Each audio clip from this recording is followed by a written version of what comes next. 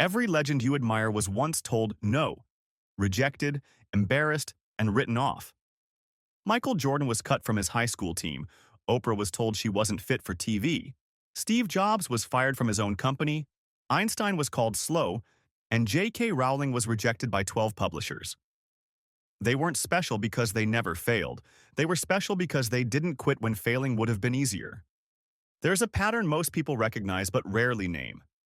Something goes wrong. A setback arrives.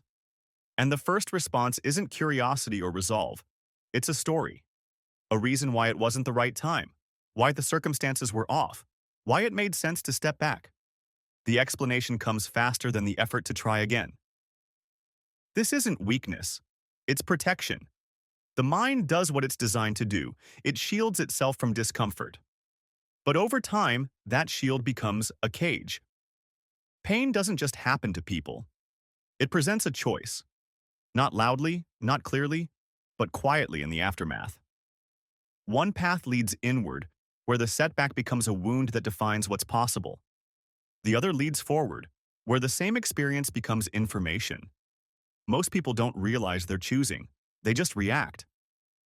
What stops someone from acting is rarely a lack of ability. It's fear dressed up as practicality. Fear of failing. Fear of succeeding and then having to maintain it. Fear of being seen in the middle of trying, exposed and unfinished. These fears don't announce themselves. They arrive as hesitation, as the need for one more day of preparation, as perfectionism. Perfectionism sounds like high standards, but it functions as a delay mechanism. It insists that conditions must align before action can begin. The problem is conditions never align. Life is messy by design. Waiting for readiness guarantees waiting forever. Here's what's strange. The very thing that feels like a warning, resistance, is often confirmation. A plane doesn't take off with the wind. It takes off against it. The opposition isn't proof that something is wrong. It's proof that something is trying to move. People misunderstand failure. They treat it like the opposite of success, something to be avoided at all costs. But failure isn't opposition. It's process.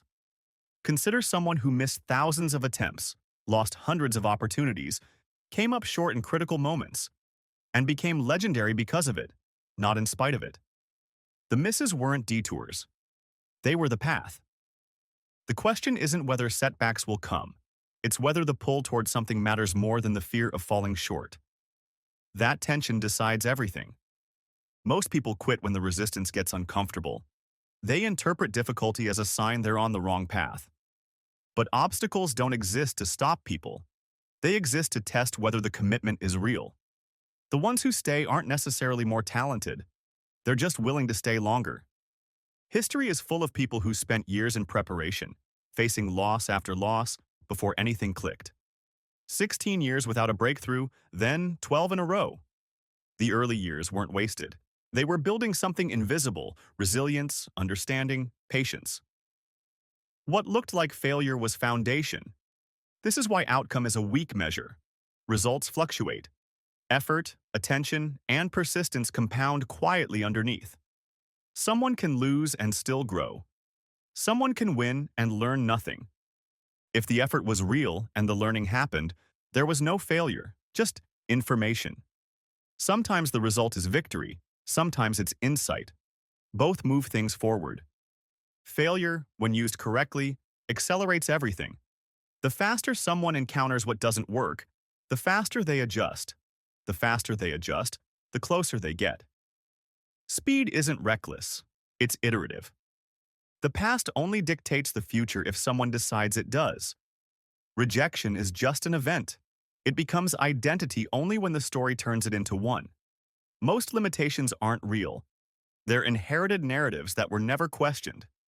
Every morning is a blank page.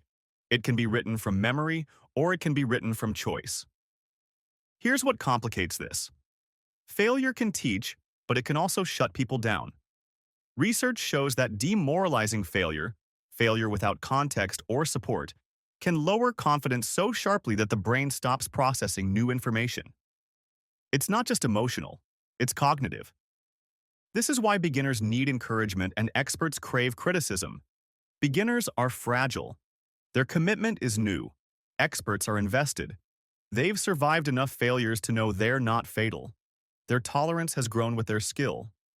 Mastery doesn't mean failing less. It means failing more and recovering faster. Pattern recognition improves. Emotional tolerance deepens. The gap between setback and return shrinks. Interestingly, learning from success is often clearer than learning from failure. Success shows exactly what to repeat. Failure requires reflection, decoding, interpretation. It's useful, but it's not always obvious. Growth requires both. Learn from mistakes, but don't live in them.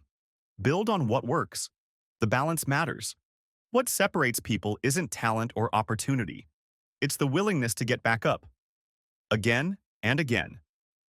That's the difference between trying something and becoming something. Failure isn't a verdict, it's feedback. And success belongs to the ones who stay in the game long enough to hear it.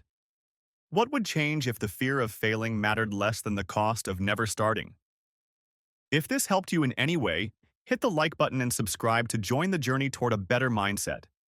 One built on persistence, learning through failure, and staying in the game long enough to grow.